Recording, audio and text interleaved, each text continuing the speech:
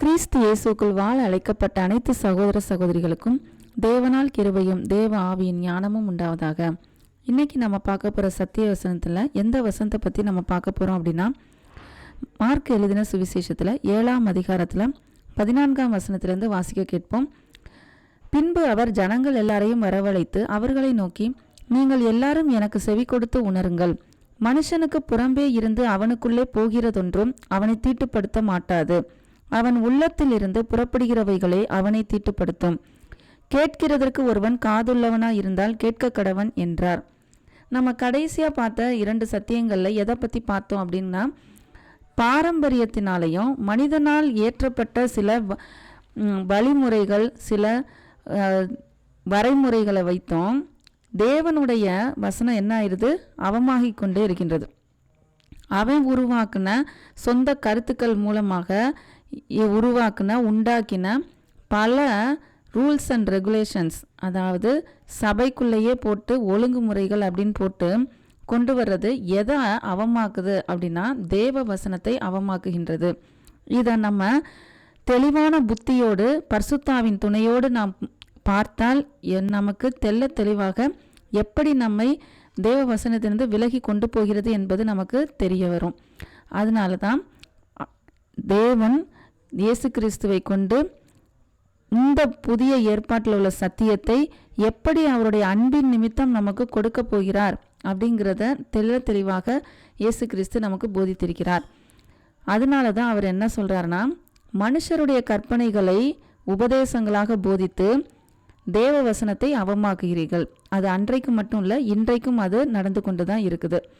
அதில் நம்ம ரொம்ப கவனமாகவும் எச்சரிக்கையும் இருந்து தப்பித்து கொள்ள வேண்டும். ஏன்னா பாவங்களிலிருந்து கூட இன்று என்ன பண்ணலாம், விடுதலை ஆகிறதுக்கு வாய்ப்புகள் அதிகம் இருக்குது. ஆனால் இந்த மாற்று போதனையிலிருந்து, வேத புரட்டுகளிலிருந்து, மனுஷருடைய கற்பனைகளிலிருந்து வெளியில் வருவது ரொம்ப கடினமாக இருக்கின்றது. ஏன் அப்படின்னா, அது மனுஷனுடைய கற்பனையா தேவனுடைய கற்பனையான் என்று வித்தியாசம் பார்க்க தெரியாமல் நம்ம எப்படி இருக்கோம், உள்ள முடங்கி கிடக்கிறோம். இதற்கெல்லாம் காரணம் என்ன, நம்ம அவருடைய வசனத்தை தெளிவாகவும் சரியான சத்தியத்தோடு நம்ம படிக்கணும் அப்படின்ட்டு விருப்பமே இல்லாமல் கடனுக்கேன்னு என்று படித்தால் அப்படித்தான் நம்மளால் கண்டுபிடிக்க முடியாது. அதனால தான் நம்ம வசனத்தை ஆவியோடும் உண்மையோடும் நம்ம படித்தோம்னா அதுதான் உண்மையான தொழுது கொள்ளுதல். தேவனை நம்ம உண்மையாக எப்போ அறிகிறோம் அப்படிங்கிறது தான் உண்மையான தொழுது கொள்ளுதல். அந்த அறிந்ததின் விளைவாக நம்மை அவரிடம் ஒப்பு கொடுப்பது தான் புத்தியுள்ள ஆராதனை. இதையெல்லாம் விட்டுட்டு நமக்கு இப்படி தான் சொல்லி கொடுத்தாங்க, இந்த மாதிரி சொல்லி நம்மளை செய்ய சொன்னாங்க அப்படின்ட்டு சில ஒழுங்குமுறைகளுக்கும் வரைமுறைகளுக்கும் நம்மளையே நம்ம ஒப்பு கொடுத்துட்டோன்னா உண்மையான சத்தியம் என்ன என்பதே நமக்கு தெரிய அமைய போயிடும். அதனால தான் அவர் திரும்பியும் என்ன பண்ணுறாரு, ஜனங்கள் எல்லாரையும் திரும்பியும் அவரே வரவழைத்து என்ன சொல்கிறாருன்னா, எல்லாரும் எனக்கு செவி கொடுத்து உணருங்கள். ஏன்னா இது ரொம்ப முக்கியமான காரியமாக இருக்குது. உங்களை பல பேர் அவரவர்களுடைய சுய கருத்துக்களும் சொந்த கருத்துக்களும் கற்பனைகளையும் வைத்துக்கொண்டு அதை சபை ஒழுங்குமுறை அப்படின்ட்டு நம்மை வேறு வழியில் நம்மளை கூட்டி கொண்டு போகிறார்கள். அதனால தான் இயேசு கிறிஸ்து பாருங்களேன், இந்த இடத்துல ஒரு இதை நம்ம பார்க்கணும். எல்லாரும் அவர்கிட்ட வருவாங்க எப்போதுமே உபதேசம் கேட்கவோ அற்புதம் நடக்கணும்னா. ஆனால் இந்த இடத்துல இயேசுவே என்ன பண்ணுறாரு, கூப்பிட்டு சொல்கிறாருன்னா அப்போ கட்டாயம் என்ன அர்த்தம், ஏதோ ரொம்ப முக்கியமான விஷயமாக தான் இருக்கணும். நம்ம ஜாக்கிரதையாக இருக்க வேண்டிய விஷயம், நமக்கு கட்டாயம் தேவைப்பட வேண்டிய விஷயம், நம்ம என்னைக்குமே அதை விட்டுறக்கூடாத காரியமாக இருக்கிறதுனால தான் இயேசு கிறிஸ்துவே கூப்பிட்டு சொல்கிறாரு. என்ன சொல்கிறாரு அப்படின்னா, மனுஷனுக்கு புறம்பே இருந்து அவனுக்குள்ளே போகிறதொன்றும் அவனை தீட்டுப்படுத்த மாட்டாது. அப்படின்னா என்ன சொல்கிறாரு, வெளியில் உள்ள செயல்களும் அடையாளங்களும், அதாவது எதையாவது மாற்றி செஞ்சுட்டா, சடங்காச்சரங்களையும் ஏதாவது மாற்றி தவறி செஞ்சுட்டா அது தவறு தப்பு அப்படின்ட்டு தீட்டு, நீ அவ்வளோதான் தேவனுக்கு பிடிக்காத செஞ்சுட்ட, கடவுள் கண்ணை குத்திரும் இப்படின்லாம் வெளியில் செய்கிற ஏதாவது ஒரு செயல்கள், அதாவது எந்த செயல்கள்னால் பாவத்தை சொல்ல வரல, அதாவது இவனே ஒரு வழிமுறைகளையும் ஒழுங்குமுறைகளையும் உருவாக்கி வச்சுருக்கான் இல்லையா, அதில் எதையாவது மாற்றி செஞ்சுட்டா நீ பெரிய குற்றவாளி அப்படின்ட்டு என்ன பண்ணிடக்கூடாது, அவனை மட்டுப்படுத்திடக்கூடாது. ஒரு எடுத்துக்காட்டே பாருங்களேன். ஞாயிற்றுக்கிழமைகளில் வாரந்தோறும் தேவனுடைய ஆலயத்திற்கு வந்து அவரை ஆராதிக்க வேண்டும் அப்படின்ட்டு ஒரு ஒழுங்குமுறை வைத்திருப்பாங்க. அதில் ஒரு வாரம் வர தவறிட்டாங்க அப்படின்னா அவ்வளோதான், நீ பெரிய குற்றம் செஞ்சிட்ட அப்படின்ட்டு அவங்கள என்ன பண்ணிடுவாங்க, ஒரு குற்றவாளி மாதிரியும் ஒரு குற்ற உணர்ச்சிக்கும் உள்ளாக்கிடுவாங்க. அது அவன் எதனால் வரல அப்படிங்கிறதையும் கண்ணோக்கி பார்க்கணும். அது தேவனுக்கு தெரியும். அவன் அதை அசட்டை பண்ணி வரல அப்படின்னா அது தேவன் அதற்கு பதில் தருவார். இல்லை வேறு ஏதோ ஒரு காரணத்தின் நிமித்தம், அதாவது சுகவீனமோ ஏதோ ஒரு இது இருக்குது அப்படின்னா அதற்கும் தேவன் அதை எப்படி நடத்துவார் அப்படிங்கிறதையும் பார்ப்பார். இல்லை அது அவன் வராதவனை எப்படி நம்ம கையாள வேண்டும், தேவனுடைய வார்த்தைக்குள்ள அனுதினமும் எப்படி அவனை நடத்த வேண்டும் என்பதை தான் பார்க்கணுமே தவிர, அவன் வரலை அப்படின்னா அவனை முழுமையாக பாவியும் அது அவனுடைய பெரிய குற்றமாகவும் நினைத்து அவனை பாவித்து இன்று நடந்து கொண்டிருக்கின்றது. இது மட்டும் இல்லை, ஏதோ ஒரு வேளையில் ஜெபம் பண்ண தவறிட்ட அப்படின்னா அவ்வளோதான், இது வந்து ஒழுங்குமுறை கிடையாது அப்படின்ட்டு அவனை குற்ற உணர்ச்சியாக்குறது. ஜெபம் என்றால் என்ன? அவரோடு சேர்ந்து ஒன்றித்து உறவாடுவது, எந்நேரமும் அவரோடு பேச வேண்டும், அவரோடு ஒன்றித்து உறவாட வேண்டும். இதில் காலை மாலை மத்தியானம் இப்படின்ட்டு நேரத்தை ஒதுக்கி இதுதான் பண்ணணும் அப்படின்ட்டு ஒழுங்குமுறைக்குள்ளே அதை கொண்டு போகக்கூடாது. பண்ணலாம், காலையிலையும் ஜெபம்லாம், மத்தியானம் ஜெபம்லாம், இரவும் ஜெபம்லாம், அது பண்ணக்கூடா, அதெல்லாம் பண்ணக்கூடாதுல்ல, பண்ணலாம். ஆனால் அதை பண்ண தவறிட்டா இனி இப்படித்தான் பெரிய பாவி அப்படின்ட்டு அந்த ஒழுங்குமுறையிலேருந்து அவனை என்ன பண்ணக்கூடாது, அதுக்குள்ளே கொண்டு போயிடக்கூடாது. அவன் அதற்கு பதிலாக ஜெபத்தை எப்படி அவன் செய்யணும், எப்பெல்லாம் செய்யணுங்கிறத எப்படி செய்யணும் என்று சொல்லி கொடுக்க வேண்டும். அதை தெரிஞ்சுக்கிட்டா அவன் உட்காரும் போதும் எந்திரிக்கும் போதும் படுக்கும் போதும் எல்லா நேரமும் அவன் என்ன பண்ணுவான், ஜெபம் பண்ணுவான். ஆனால் நமக்கு கற்றுக் கொடுத்தவர்களாம் எப்படி கற்றுக் கொடுக்கிறார்கள்னா, ஏதாவது ஒரு விஷயத்த ஒரு ஒழுங்குமுறைக்குள்ளே கொண்டு போயிட்டு அதை தவற விட்டுட்டா அவ்வளவுதான், முடிஞ்சிருச்சு கதை அப்படிங்கிற மாதிரி ஆயிடுது. ஆனால் உண்மையிலேயே இயேசு கிறிஸ்து அப்படிலாம் அவர் செய்யவே இல்லை. எல்லாரையும் தேவன் இயேசு கிறிஸ்துவை கொண்டு எப்படி கையாளுகிறார்னா, அன்பின் நிமித்தமாகவும் கண்டிப்பும் இருக்குது, எல்லாத்துக்கும் மேலே அதற்கு பின்னால் ஒரு யதார்த்தமும் எது பரிசுத்தமாக்கும் அப்படிங்கிற ஒரு கண்ணோக்கமாக தான் அது இருக்குது. எதையுமே அவர் என்ன ஆக்கலை, மனிதனுக்கு மேலே ஆக்கலை, மனிதனுக்கு கீழே தான். மனிதனை ஒழுங்குபடுத்துவதற்கு, மனிதனை அவருக்கு பிரியமாக இயேசு கிறிஸ்துவின் ஒத்த சாயலாக மாற்றுவதற்கு என்னென்னலாம் பண்ணணுமோ அதெல்லாம் பண்ணணும்.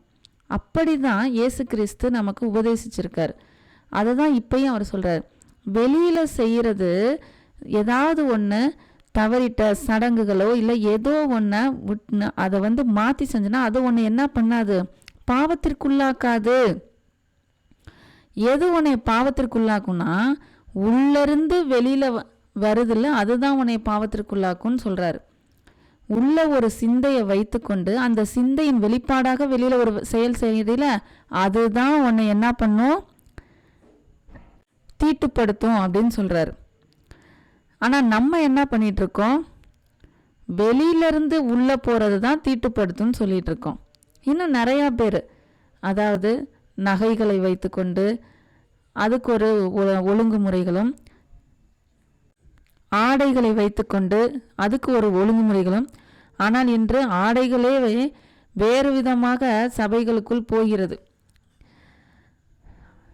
சில பேர் எப்படின்னா அதற்கு குறிப்பிட்ட ஒரு நிறத்தை வைத்துக்கொண்டு அதுதான் ஆலயத்திற்கு வர வேண்டும். இப்படியெல்லாம் வந்து என்ன ஆகுது அப்படின்னா தேவ வசனம் அவமாகிக்கொண்டே இருக்கிறது.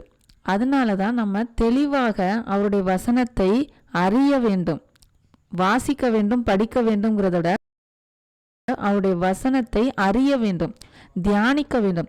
கிறிஸ்துவின் சிந்தை அதில் எப்படி இருக்கிறது என்பதை நம்ம தியானிக்க வேண்டும். அப்போ அவர் தெல்ல தெளிவாக சொல்லிட்டாரு, வெளியிலேருந்து உள்ளே போகிறது எதுவும் உன்னைய தீட்டுப்படுது. அது சாப்பாடாக இருந்தாலும் சரி, சில பேர் என்ன பண்ணுவாங்க, இந்த சாப்பாடை ஒதுக்கி அந்த சாப்பாடை ஒதுக்கி இதெல்லாம் சாப்பிட்டா தீட்டு, இதெல்லாம் சாப்பிடலன்னா நல்லதில்லை அப்படின்ட்டு ஒரு குழப்பத்தை உண்டாக்குவாங்க. ஆனால் அப்படிலாம் கிடையாது. நீ எதை சாப்பிட்டாலுமே என்ன ஆகாது, உன்னைய தீட்டுப்படுத்தாது.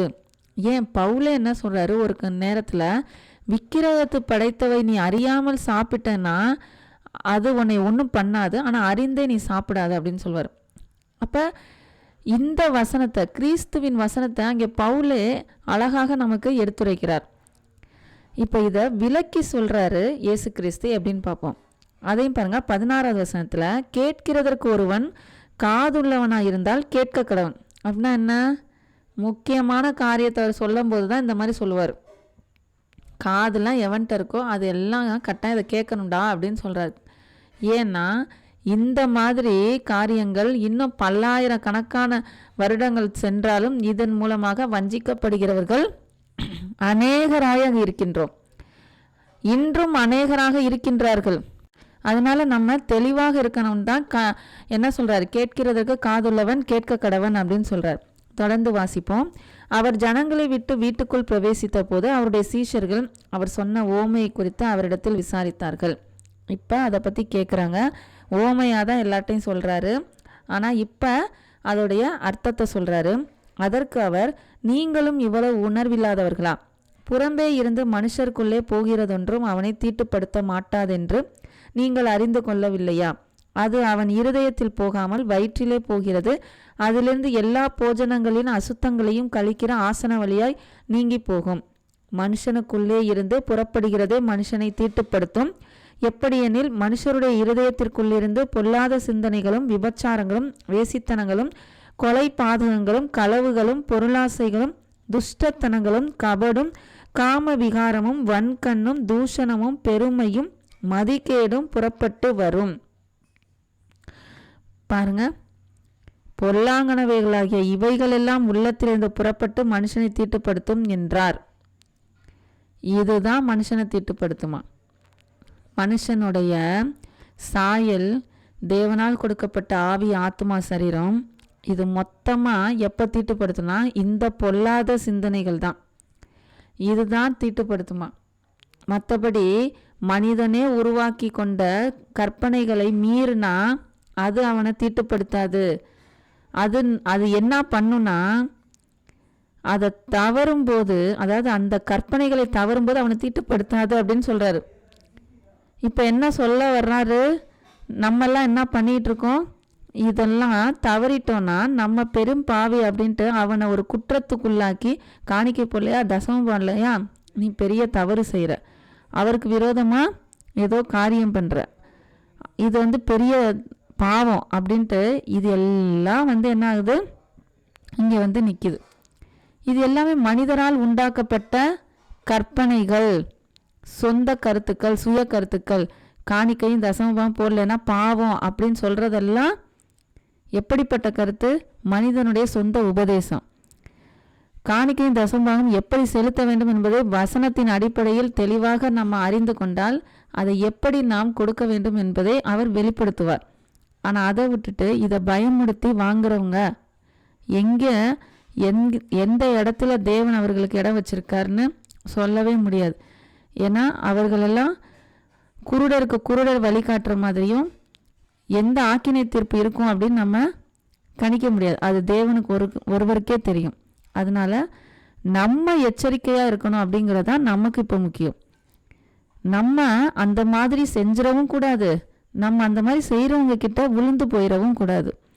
அப்போ எது நம்மளை தீட்டுப்படுத்தும் அப்படின்னா, அவர் என்னென்னலாம் சொல்கிறார் பாருங்க. பொல்லாத சிந்தனைகள், விபச்சாரங்கள், வேசித்தனங்கள், கொலை பாதகங்கள், களவுகள், பொருளாசைகள். இதெல்லாம் வாசிக்கும் போது இதெல்லாம் நமக்குள்ளே எது இருக்குன்னு நம்ம பார்க்கணும். கபடு, துஷ்டத்தனம், காம விகாரம், வன்கண், இதெல்லாம் உள்ளுக்குள்ளே வச்சுக்கிட்டு தூஷணம்னா தேவனை மட்டும் தூஷணிக்கிறது இல்லை, ஒருத்தவங்க கோல் சொல்கிறது, புறங்கூறுதல், பெருமை. இருக்கிறதுல பெரிய தீட்டே பெருமை தான். இந்த பெருமையிலேருந்து நம்ம விலகுனாலே நம்மளுக்கு வசனம் நல்லாவே புரிஞ்சிடும். பெருமை அதிகமாக இருக்கிறதுனால தான் என்ன ஆகுது, இன்னும் சொந்த கருத்துக்களை வைத்து சுய கருத்துக்களை வச்சு கற்பனை, அதாவது உலக கற்பனைகள்லாம் வந்துட்டுருக்கு. மதிகேடும் புறப்பட்டு வரும், அறிவிகட்டத்தனம், அதுதான் மதிகேடு. அப்போ எந்த ஒரு விஷயமும் பரிசுத்தாவியால் நமக்கு எப்படி உணர்த்தப்படுதோ அதன்படி நம்ம வாழ்க்கையை கொண்டு போகணுமே ஒழிய, நமக்கு ஏற்ற மாதிரி எங்கே உபதேசம் இருக்கோ அதுக்கேற்ற மாதிரி நம்ம வாழ்க்கையை கொண்டு போகக்கூடாது. ரொம்ப முக்கியமான விஷயம் அது. அதாவது மீண்டும் சொல்கிறோம், தேவன் சத்தியத்தின்படி நம்ம வாழ்க்கையை எப்படி கொண்டு போகணும்னு நினைக்கிறாரோ அப்படி தான் நம்ம கொண்டு போகணும். அதை விட்டுட்டு நமக்கேற்ற மாதிரி எங்கே உபதேசம் இருக்கோ அதுக்கேற்ற மாதிரி நம்ம போய் நம்ம வாழ்க்கையை மாற்றிக்கலாம் அப்படின்னு போகவே கூடாது. ஏன்னா இந்த காதுக்கு எது கேட்க இனிமையாக இருக்கும் அப்படின்னா, நீ வா, உனக்கு எல்லாம் நல்லதாக நடக்கும், உனக்கு செழிப்புள்ள வாழ்க்கையாக இருக்கும், எல்லாமே உன் வாழ்க்கை ஃபுல்லாக நல்லதாகவே நடக்கும் அப்படின்னு கேட்குறதுக்கு எது இனிமையாக இருக்கும், அந்த உபதேசம் பின்னாடி போனால் கேட்குறதுக்கு இனிமையாக இருக்கும். ஆனால் எப்படி இருக்கும், வாழ்க்கை கசப்பாயிரும். ஆனால் உண்மையான உபதேசம் பாவத்தை குறித்தும் நீதியை குறித்தும் நியாய தீர்ப்பை குறித்தும் இந்த வசனத்தையே உள்ள அவரை குறித்தும் பிதாவை குறித்தும் அறியறதுக்கு எது நமக்கு சொல்லி கொடுத்துக்கிட்டு இருக்கோ அதுதான் உண்மையான உபதேசம். அது எனக்கு ஏற்ற மாதிரி இருக்காது, அது நானும் தேவனும் கலந்து உரையாடுவதற்கு, கலந்து உறவாடுறதுக்கு ஏற்ற மாதிரி இருக்கும். அந்த உபதேசம் தான் நம்மை அவரிடம் கொண்டு போய் சேர்க்குமே ஒழிய இந்த மனிதனுக்கு ஏற்ற மாதிரி உள்ள உபதேசம் கொண்டு சேர்க்காது. அதனால வீணான வார்த்தைகளை வைத்துக்கொண்டு, வீணான சிந்தனைகளை வைத்துக்கொண்டு, ஒழுங்குமுறைகளை வைத்து நம்ம என்ன பண்ணக்கூடாது, அவரை சேவிக்கக்கூடாது. உண்மையாகவே அவரை எப்படி தொழுது கொள்ள வேண்டும், எப்படி நம்ம அவர் பின்னால் போக வேண்டும் அப்படிங்கிறத இந்த வசனத்திலேயே நமக்கு தேவன் சொல்லி கொடுக்குறார். அதனால இன்று நாம் பார்த்தது, கடந்த வாரங்களில் பார்த்த 2 சத்தியங்களில் தொடர்ச்சியாக தான் இதுவும் இருக்குது.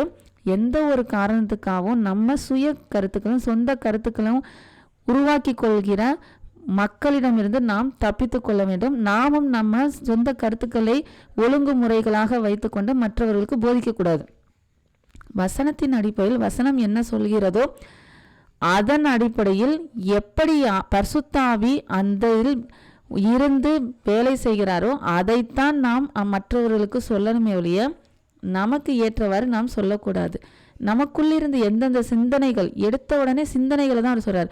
சிந்தனையே அங்கே தப்பா இருக்கும்போது நீ வெளியில அவருக்கு ஆராதனை செய்கிறது வேஸ்ட், வீண். உதடுகளினால் கனம் பண்ணுகிறார்கள், அவர்கள் இருதயமோ தூரமா இருக்கிறது. இன்று அப்படித்தான் நடந்து கொண்டிருக்கிறது. பல பேர் என்ன பண்றாங்க, ஒர்ஷிப் லீடர், ஆராதனை வீரர்கள் அப்படின்னு சொல்லிட்டு இருக்காங்க. ஆனால் அவருடைய வாழ்க்கையில் அன்புங்கிறதே இல்லை, எல்லாமே வேஸ்ட்டு. செஞ்சது ஆராதனை வேஸ்ட்டு, மியூசிக் கீபோர்டு அப்படி போடுவாங்க. ஆனால் வாழ்க்கையில் கிறிஸ்து இருக்காரா, கிறிஸ்துவின் சிந்தனை இருக்கா, இல்லை. ஏன் போதகராகவே இருப்பாங்க, ஆனால் வாழ்க்கையில் கிறிஸ்து வைத்து வெளிப்படுத்துகிறார்களா, இல்லை. அன்பு இருக்கா, இல்லை. வன்கண்ணும் கர்வமும் பெருமையும் மதிகேடும் என்னென்னமோ இருக்குது. இதெல்லாம் வச்சுக்கிட்டு எப்படி நம்ம உண்மையிலேயே தேவனை ஆராதிக்கணும்னு எப்படி சொல்ல முடியும்? அதை தான் இயேசு கிறிஸ்து சொல்கிறார். வெளியில் உள்ள செயல்களை வச்சு அதில் தவறிட்டோன்னா பெரிய பாவம்னு சொல்லி ஏமாத்தாதீங்க. உள்ளேயே என்ன இருக்குது, பெரிய பெரிய சிந்தனைகள், களவுகள், கொலைபாதங்கள்லாம் இருந்துகிட்ருக்கு. அதை முதல்ல சரி பண்ணுங்க அப்படின்னு சொல்கிறார். அதனால் இன்றைக்கி நம்ம பார்த்த சத்தியத்தில் நம்ம வாழ்க்கையில் நம்ம எப்படி இருக்கிறோம் அப்படிங்கிறத நம்ம பார்க்கணும். மற்றவர்களை போய் நம்ம குற்றம் சுமத்தணும், இல்லை குற்றத்தை எடுத்துரைக்கவோ தேவையில்லை. நம்ம எப்படி இருக்கோம், நம்ம முதல்ல வஞ்சிக்கப்படக்கூடாது. 2வது, நம்ம மற்றவர்களுக்கு இப்படிப்பட்ட சொந்த கருத்துக்களை நம்ம பாரம்பரியமாக போதிக்கக்கூடாது. வசனத்தை தெளிவாக அறிந்து கொண்டு நாம் அதில் வாழவும் வேண்டும், மற்றவர்களுக்கும் சொல்ல வேண்டும், மற்றவர்களை தப்பிக்கவும் வைக்க வேண்டும். அடுத்த சத்தியத்தில் நம்ம இன்னொரு சத்தியத்தை நம்ம பார்ப்போம்.